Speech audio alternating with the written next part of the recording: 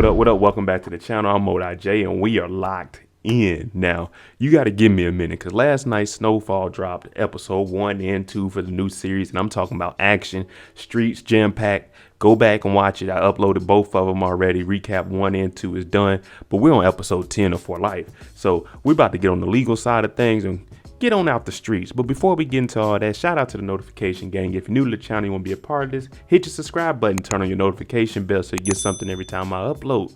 Let's hit that like button. It's 2021. We got to get that engagement up. Now, we know that our boy is trying to get Andy Josiah's killers brought to justice. And that's what we're focused on today. And we know we gonna get them, because that's what we do over here on For Life. To start the episode off, we have all kinds of former inmates, you know, the ones that just got released for the C-19. Yeah, and they're all over here and they're making statements saying, hey, Mr. Wallace, he did his thing. If it wasn't for him, we'd still be stuck in overcrowded prisons. We'd still be having a chance to come in contact with the C-19 and get sick and potentially die. So Aaron Wallace is a real stand-up guy. He's going to do what he says, and he's going to fight his tail off to make sure that everybody is justified and everybody is rightfully treated the way that they should be as a human. So Aaron, he got a lot of support behind him, because you remember that number. It was a big number. It was a big number that he got released. Aaron finally gets a chance to see Jamal. If you remember, Jamal's been locked up. Jamal was in the hole because of all the C-19, and they had to go short that whole debacle out to get him up out. So Aaron goes and talks to him, and he's just saying, hey, Jamal, I heard you the one that got those inmates. You know, you set that up to get them to put those videos together for me. And Jamal's like, man, it's nothing. You know what I'm saying? I'm looking out for you. But you good though, Aaron? And Aaron's like, yeah, I still got security just around the house, you know, for Maria and Jasmine, just to make sure that they straight. But I don't want any armed cops following me around, because I ain't dealing with the police like that. And Jamal just says, hey, let me know if you need some of my help. You know what I'm saying? And Aaron's like, nah, man, we can't get into all that. The trial's going to be over soon, so we should be straight. Aaron, he's really drawn into this trial. So he goes out to Andy Josiah's gravesite, and he's just talking to him, saying he's been around his son, helping his son out. His son is getting better. But this main focus of this conversation is to let him know, I'm going to do everything I can possible to try to get justice for you and your family, because you were done wrong. With social distancing going on, we still got to get this trial done. So what they're going to do is they're going to live stream it to the public from the courthouse. Everyone has to go through a quarantine. They have to test negative, but that's how they can get inside the trial. Aaron, he's called upon to give his opening statements just to give everybody in the jury an understanding of what's really going on here and why we're here today. He starts off by saying that Andy and his wife, they got a newborn, and she just having a craving for some ice cream. So he's getting ready to leave, but his son is begging, hey, Dad, can I go with you? He's like, yeah, okay. So while they're on the way over there, he's explaining to his son that, you know, you're not going to be the only child anymore. You're going to need to share everything. And the son is, okay, I can rock with that, Dad. But they get to the store. They get the ice cream. They leave. Turns out the son left his favorite toy there. They turn around. 2 minutes later, they get pulled over. 6 minutes later, Andy Josiah is shot in the back several times. That's why we are here today.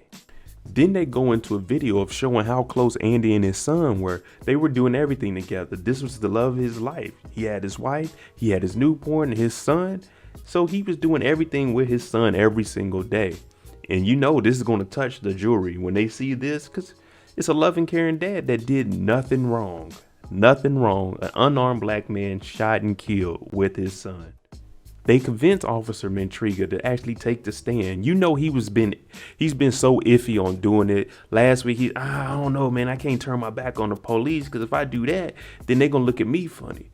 But they get him on the stand and they start going over his statement. And they're like, okay, why did you pull him over? Oh, we pulled him over for a cell phone. Then why does your statement say you guys pulled him over for a U-turn? And that's when he tells Henry that once the lieutenant got on the scene, he told us to change up what we were saying. He told us to change our whole story. So that's why it looks like that. Oh, man. You know, these cops is corrupt. Now we got the black lady from the other side. That's what we're gonna call them, the other side. We the winning side, she from the other side. She representing the police. But Henry tries to bring in the surveillance footage from the shop. And they're like, no, we can't because we didn't authenticate that. But what Aaron and them are trying to do is say that, no, we authenticated it, but the owner, he went to Iran. Comes out the DA from the other side talking about, no, we got an affidavit and we looked it up and we see text messages between him and Sophia saying, hey, I'm safe over here in Iran. Thanks for letting me go. So now the whole case looks like it's about to be just turned upside down because they have actual documentation saying that Sophia told this man, hey, give the footage and just get out of here. Aiding and abetting, getting this man up out of here, that's illegal. You can't tell that to somebody. Now we bring this officer back on stand. And what he says is, when I seen Andy out there, I wasn't worried about Andy. You know, when I seen him out there, I had nothing against Andy. We pulled him over, but Officer Lindsay is who I was worried about. So they asked him, why were you worried about him? And he said, I've seen him use force before. Over years, I've seen this. But then the lady from the other side. So if you seen him do this, Officer Lindsay, be aggressive, how come you never reported it? Why are you just now saying it? You've been rolling with him for 10 years, 12 years, and you haven't said anything? Looks like something fishy's going on here. So now the case is, oh man, really going down, man. It's not looking good for Aaron and the gang. Now, hey man, we got to figure out what's going on. Everybody's running around with their head cut off. Aaron's yelling. Charlotte comes in with ideas. Let's do this. Henry's like, nah, let's not do that. And Aaron comes up with an idea of, hey Henry, you just gonna say no to everything? And Henry's like, look, let's leak the footage to the press, and that way everybody will see what went on. And Aaron's like, nah, I don't want to do that because then these kids are gonna have to see their dad getting killed over and over. But Henry makes a valid point. I want to bring Marcellus up to the stand and testify because he was in the car, but Aaron, you're too close to the family. This is what's turned into a conflict of interest because now you're becoming like that fatherly figure to this young man. But we're his lawyers. We need to separate our business away from our personal stuff. After the case, okay. But while we're in this case, we need to keep our personal life away from them and just keep it business and try to get justice for his dad, Andy Josiah. We have a huge change of events. No one would have expected this.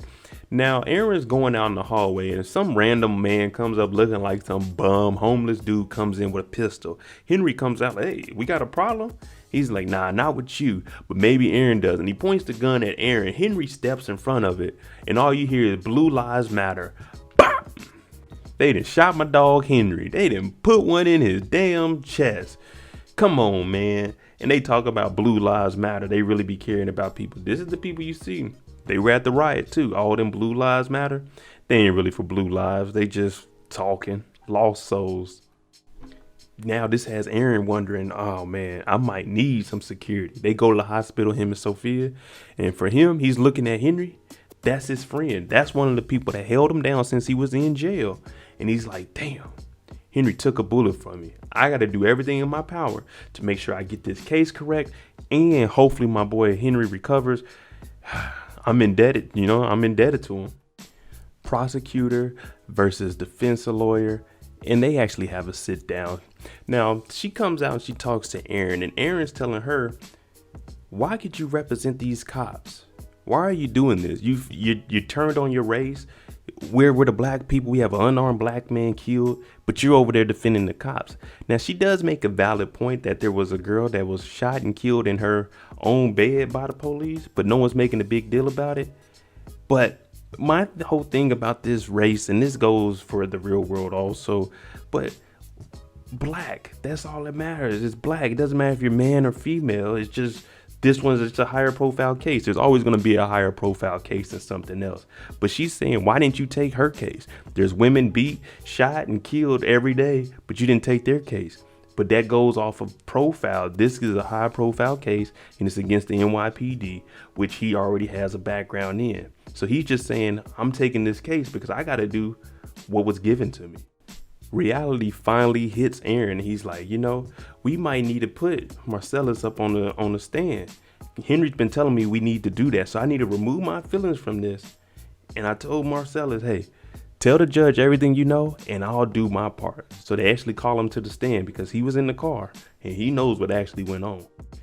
You know what? And I expected this to happen. The parole officer is finally coming to and actually seeing what Aaron is doing, and it's good to the community.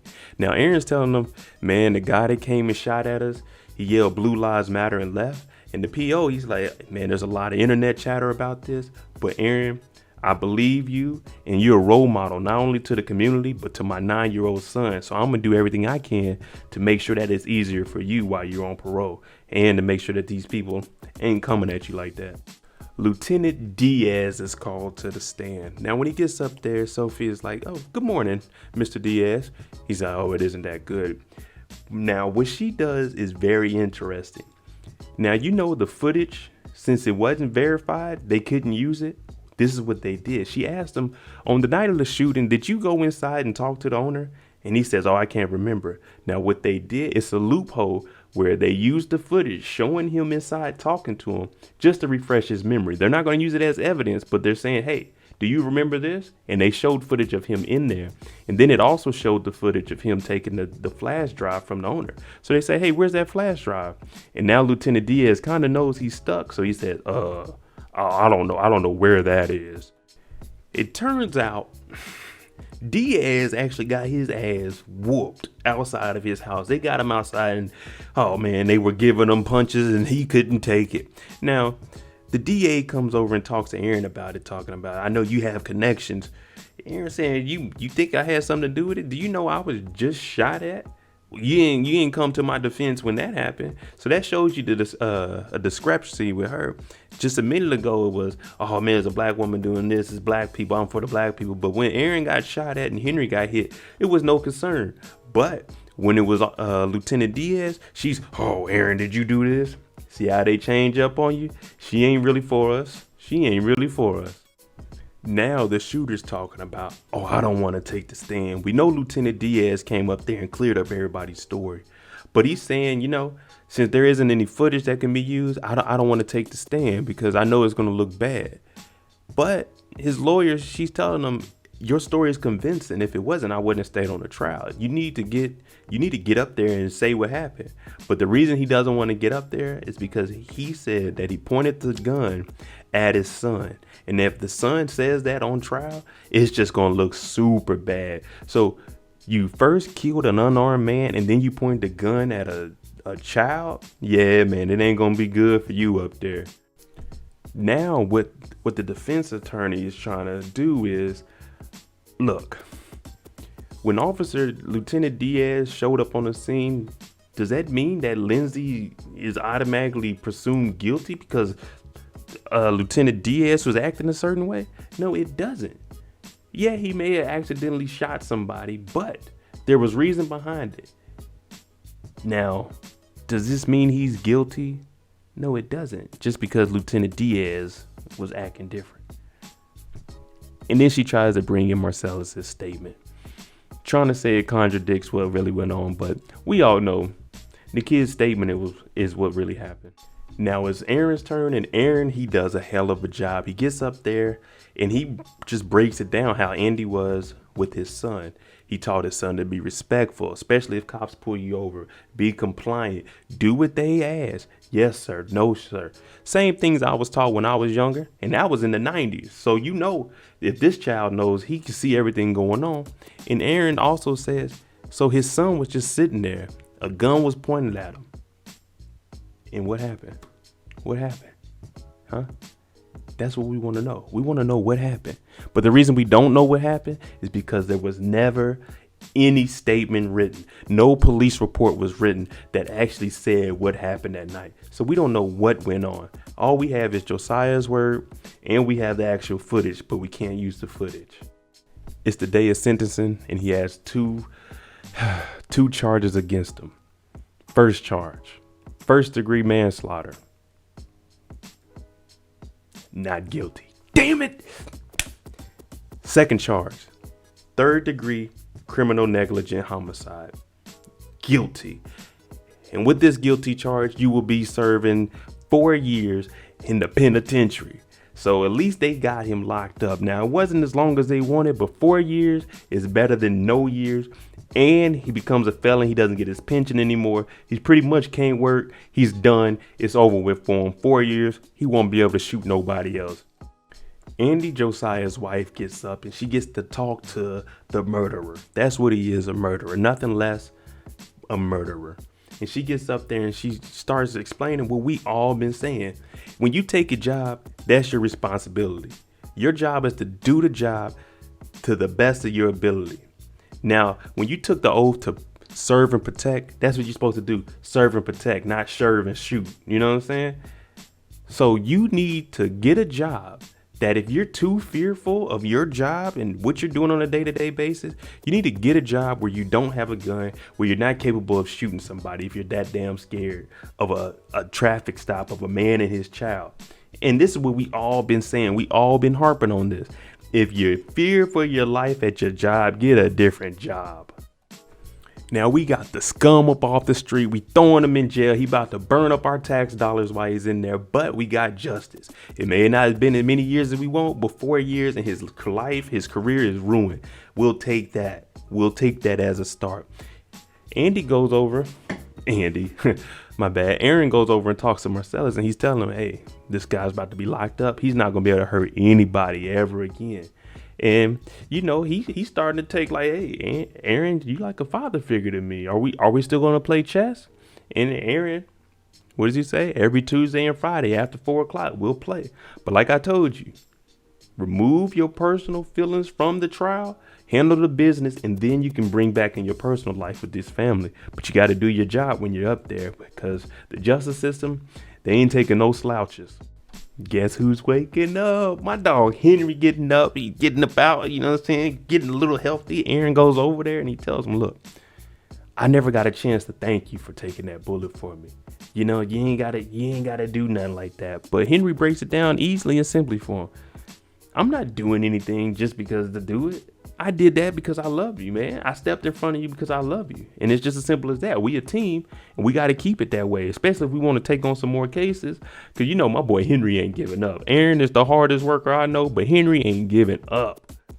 Now that the trial is over, he calls up his dog Josiahl and tells Josiahl, hey, look, man, everything's good. You know what I'm saying? I'm about to get back on your case. We're about to get focused. But what we can't have, because they going to be looking, hey, is in that burner. You got to delete my phone number. We can't make no calls on here no more, man. We got to start cleaning it up because they're going to definitely be on me now.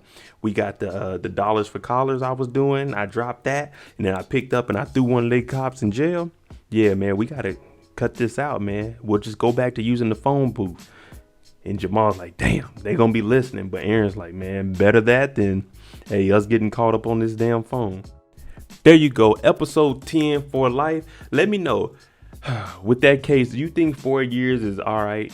I mean, of course, you know, we would have loved to see him get like a life sentence or at least 20, 30 years for it. But do you think 4 years is good? Let me know what you think below. But that's episode 10 of For Life. I'm IJ. Thanks for watching. If you like the content on the channel, hit that subscribe button. Definitely give me a like. Thanks for watching. I'm out. Jimmy on the beat, boy.